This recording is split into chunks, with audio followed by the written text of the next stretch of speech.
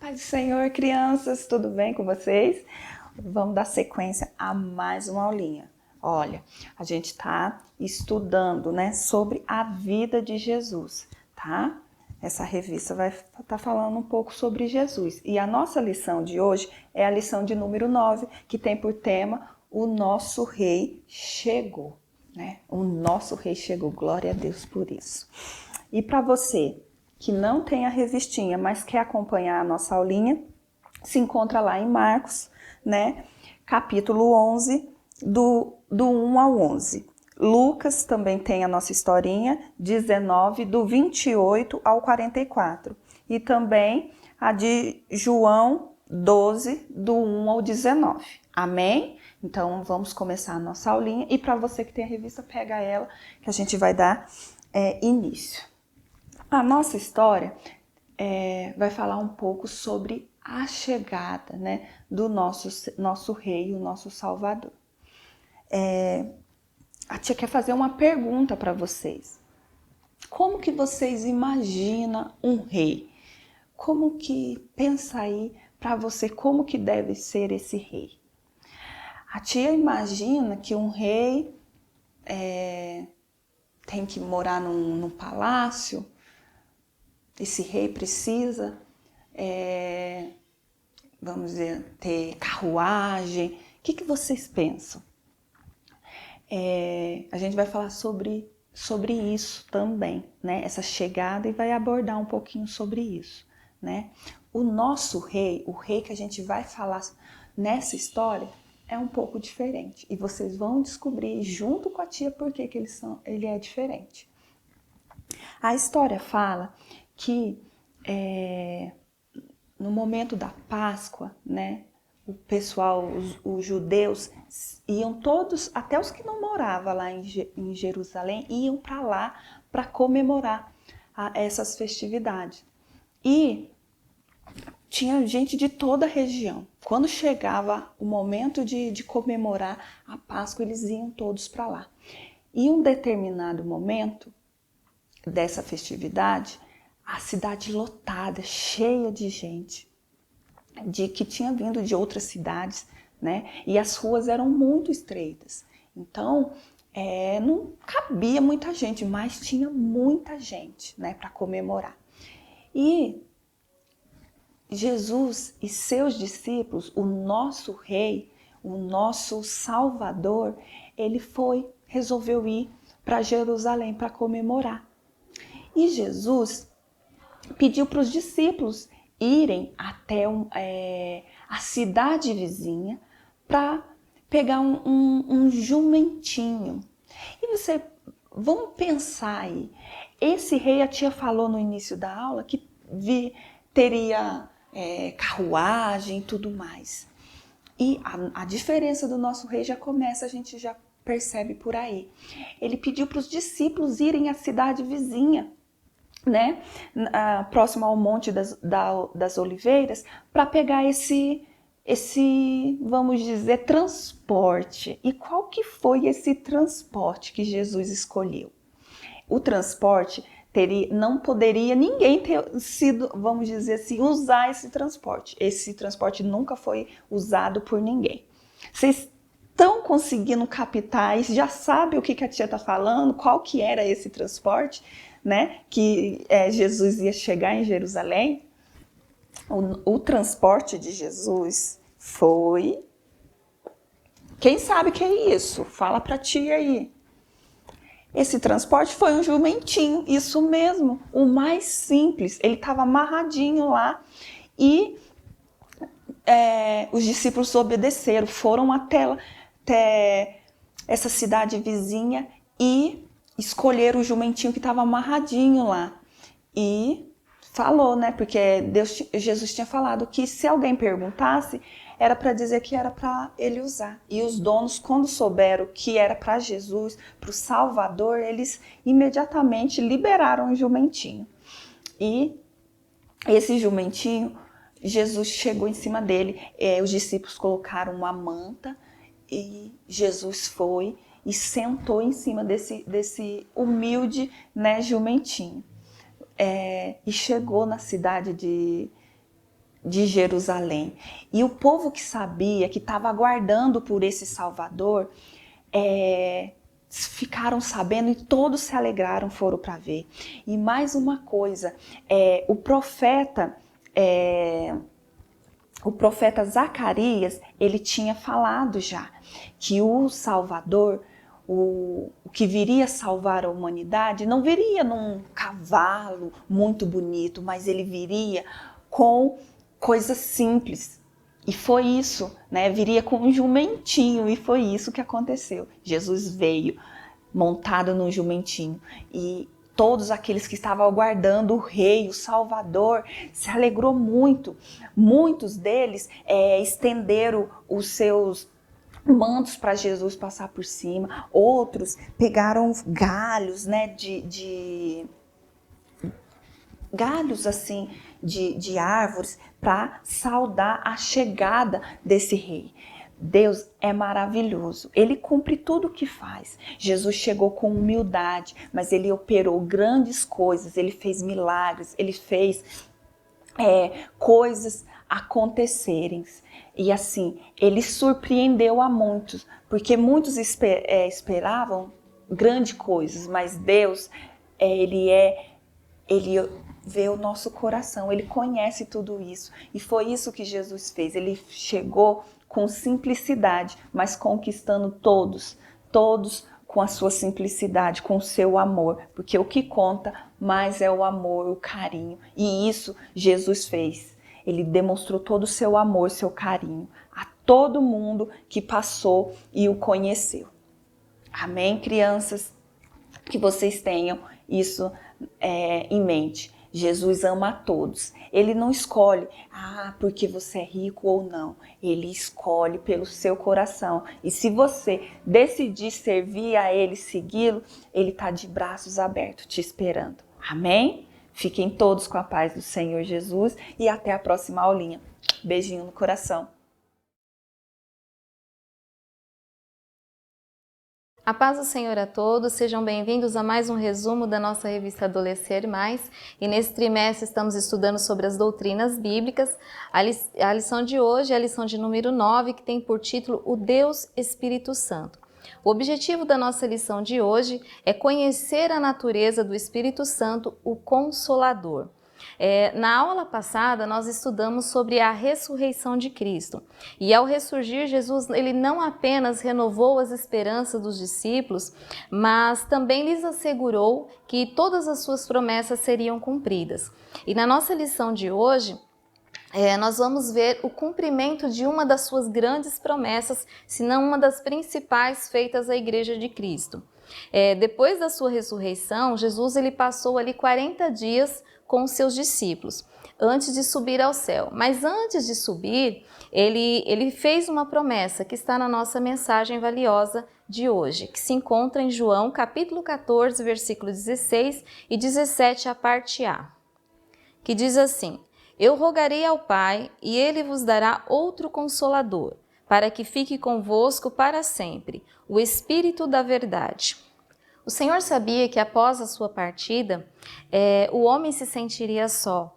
E a fim de suprir todo e qualquer sentimento de abandono, Deus envia o seu Espírito, e que é chamado de Consolador, para estar conosco e habitar em nós. O Espírito Santo, ele é uma das três pessoas do Deus único e trino. O Pai planejou a salvação no céu, o Filho consumou na terra e o Espírito Santo ele convence o ser humano de tão grande salvação.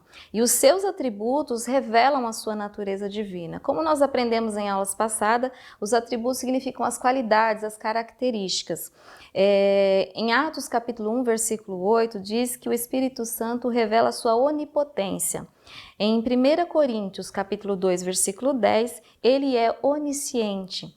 Em Salmo 139, versículo 7, ele é onipresente.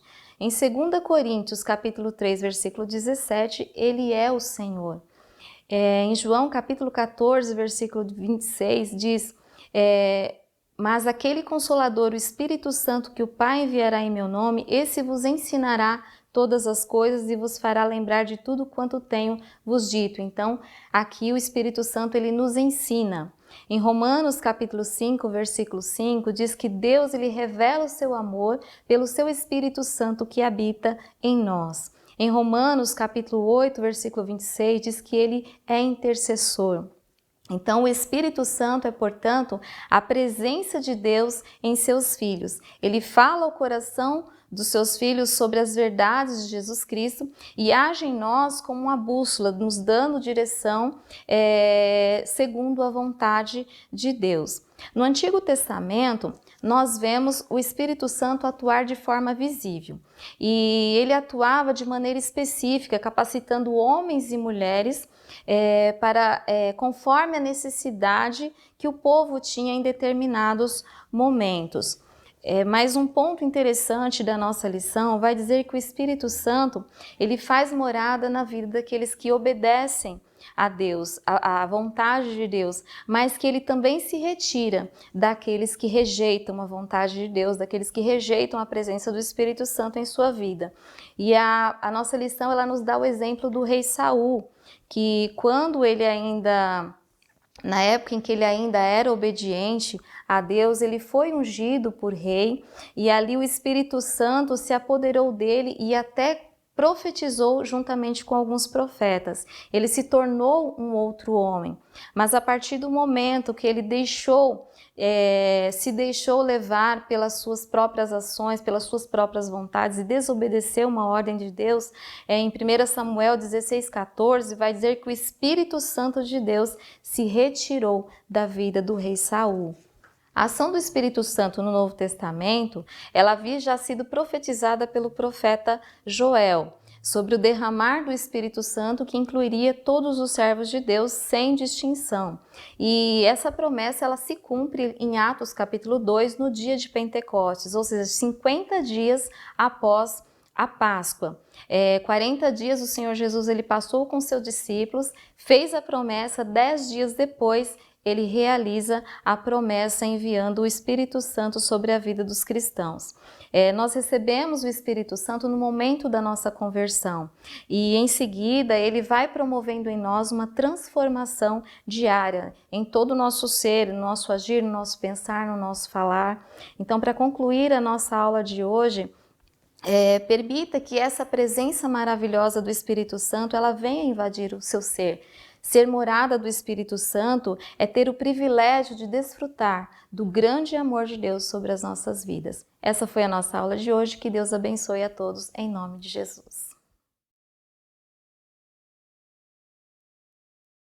A paz do Senhor. Nós estamos hoje aqui, nesse domingo, para a gravação de mais uma aula dos adolescentes da classe Alfa, que é a turma de 15 a 17 anos. E nós estamos estudando o livro de Gênesis. E na lição de número 9, que é a que nós vamos ver hoje, o título é A Geração Pós-Dilúvio. O nosso versículo-chave está no livro de Números, no capítulo 25, versículo 12, e diz o seguinte: Eis que lhe dou o meu concerto de paz. E o nosso objetivo da lição é saber que a aliança de Deus é imutável e dura para sempre. Nós vimos, então, na aula anterior, que por causa da corrupção, da maldade humana ter se multiplicado, Deus ele entra com justiça, né? E ele manda o dilúvio. Porém, Deus tinha achado graça em Noé, viu que Noé era um homem íntegro, reto, que andava com ele. Então, por amor a Noé, Deus pede para que ele construa a arca e através da graça de Deus, a família de Noé e a humanidade é salva nesse momento pela graça de Deus. E assim que o dilúvio passa, que a arca pode, voltar para a terra e a família de Noé, a família, os animais descem da arca, Deus ele faz um pacto, ele faz uma aliança com Noé que se estende para toda a humanidade. E essa aliança é que ele não iria mais destruir a terra com água, como havia sido. E para colocar um sinal como essa aliança, Deus cria o arco-íris. Então, o arco-íris Deus, ele é um sinal dessa aliança que Deus fez com a humanidade. Então, Deus por amor também à humanidade, ele faz isso, que a humanidade não, toda vez que viesse uma chuva muito forte, né, que destrói, que mata algumas pessoas, porque a gente sabe que às vezes com a chuva muito forte, enchentes, isso acontece, logo depois, né, aparece o sol e aparece o arco-íris. E aí nós, como cristãos, a gente vê aquele fenômeno da natureza e é sempre bom nós nos lembrarmos que aquilo é um sinal da aliança, que Deus cumpre aquilo que ele promete, dessa aliança que ele fez lá com Moisés, assim que a arca tinha pousado de volta, né, na terra seca e a humanidade passa a crescer novamente. Então, o que a lição fala? Ela fala disso no item 1, que é a aliança de Deus. No item 2, ela vai falar sobre a imutabilidade de Deus. O que quer dizer isso? Que Deus ele não muda, que ele é sempre Deus, ontem, hoje e eternamente.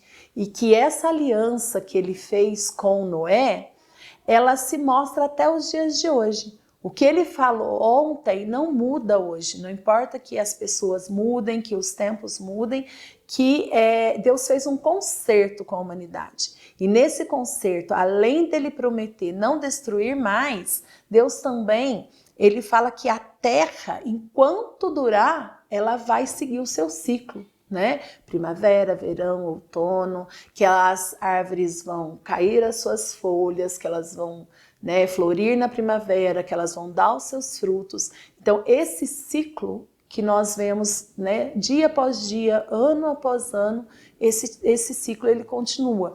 Isso é uma prova e um exemplo da imutabilidade de Deus, que é uma das características, né, do caráter de Deus. Ele não muda. E uma outra coisa que Deus, né, assim que Noé e a sua família passam a terra novamente, Deus fala que é para eles novamente crescerem, né, e multiplicarem e tomarem conta da terra novamente. Só que nesse momento, aí vem o título da lição, que é a geração pós-dilúvio. O que essa geração faz? Eles se multiplicam, né, os filhos, os descendentes de Noé, só que eles começam a se engrandecer. E eles decidem entre eles que eles não querem se afastar, eles querem ficar todos juntos, eles querem se tornar, querem perpetuar, né, o seu nome, eles querem que o seu nome, o nome deles fique entre os povos. Então, o que eles fazem? Eles combinam entre si de construir uma torre, né, para alcançar o céu. E nesse momento, Deus mostra toda a sua soberania, que ele é Deus da terra, ele é Deus do céu, ele é Deus de tudo, e que as ordens dele têm que ser cumpridas. Deus não falou para os homens que eram para eles se manterem juntos. Deus falou que era para eles preencherem a terra, que era para eles tomarem conta da terra. Então, nesse momento que Deus percebe que o homem, na sua arrogância, né, quer tocar o céu, quer ficar, né, quer ser melhor do que Deus na sua prepotência, Deus mostra mais uma vez a sua soberania e as línguas são confundidas. Então, até então, os homens falavam uma língua só. E a partir desse momento, os homens passam a falar diferentes línguas, começam a não se entender, né, no momento da construção da torre. A própria Torre de Babel, o nome Babel significa confusão, né? E eles passam a não se entender mais na própria construção. A partir daí, a humanidade se divide. Então, a lição vem mostrar o quê? Que Deus, ele não muda, as suas promessas, elas permanecem para sempre e que ele é soberano na sua vontade e que nós devemos obedecer. A lição fala no início que o homem, a união do homem deixa o homem mais forte. Quando os homens se unem, tanto para o bem quanto para o mal, o homem se fortalece, ele fica muito forte. Nesse episódio, o ser humano se uniu para uma coisa má, que foi essa desobediência. Mas que nós possamos, né, nos unir e sermos fortes na obediência a Deus como um só corpo. A conclusão ela fala o seguinte, que a palavra de Deus e o seu conserto são imutáveis e permanecem para sempre. Antes de planejar e executar seus próprios planos, o cristão deve submetê-los ao Espírito Santo para que conheça a vontade soberana de Deus para a sua vida, para que a gente, possa não ser julgado por tomar atitudes sem perguntar para Deus qual é a sua vontade antes. Fiquem com Deus, a paz do Senhor.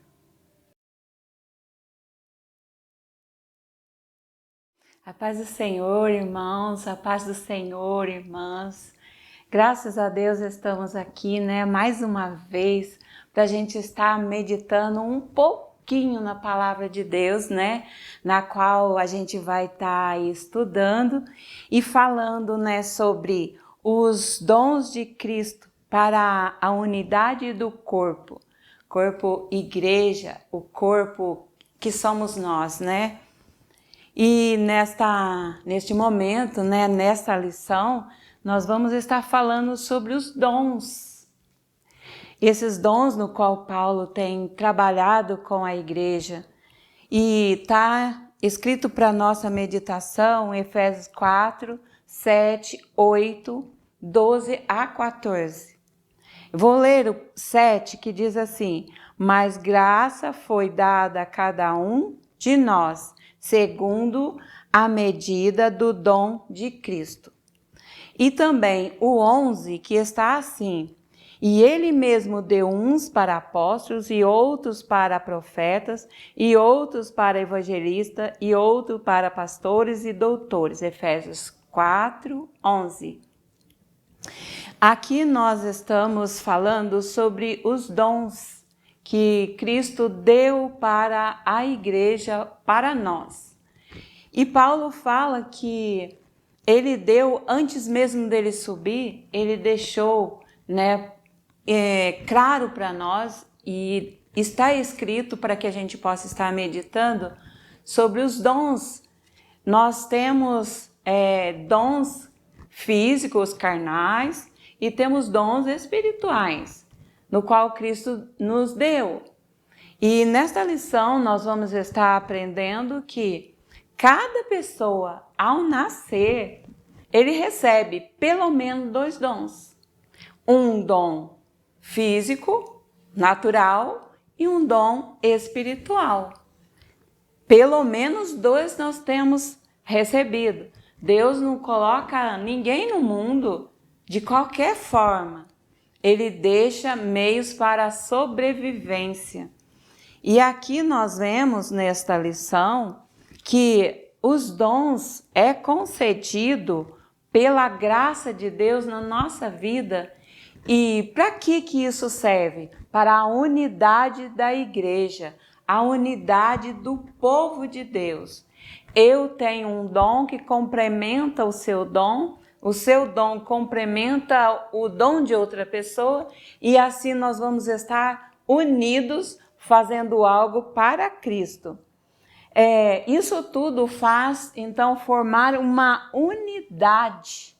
Nós trabalhamos unidos, cada um usando o seu dom, e isso vai sendo realizado a obra de Deus, na qual ele tem esse propósito. Cristo deu para nós essa autoridade de estarmos usando dons espirituais, e ele classifica isso na cruz do Calvário, Então nós temos aqui que o dom que Deus tem nos dado, ele produz na igreja uma unidade, na qual eu já tinha falado.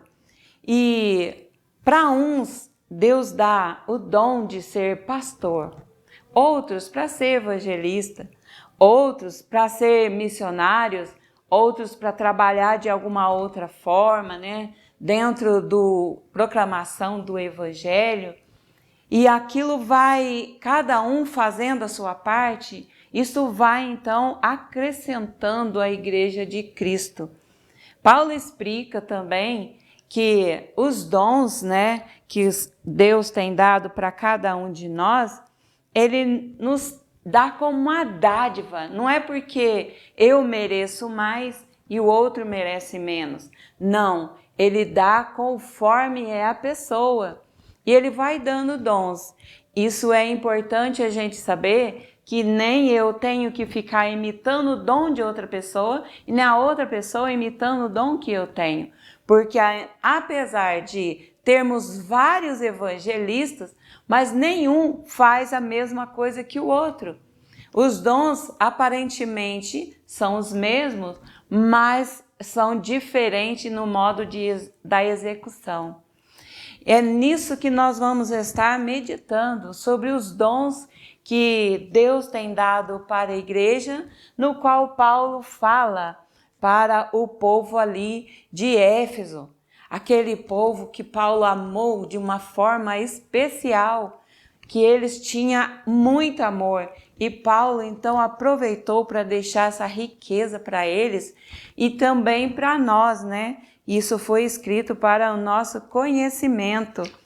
Nós temos, né, que a razão desses dons dentro da igreja com objetivos ministeriais. É maravilhoso a igreja que tem muitos dons. Ela cresce, não cresce unilateral, mas ela cresce de todas as formas, de todos os lados.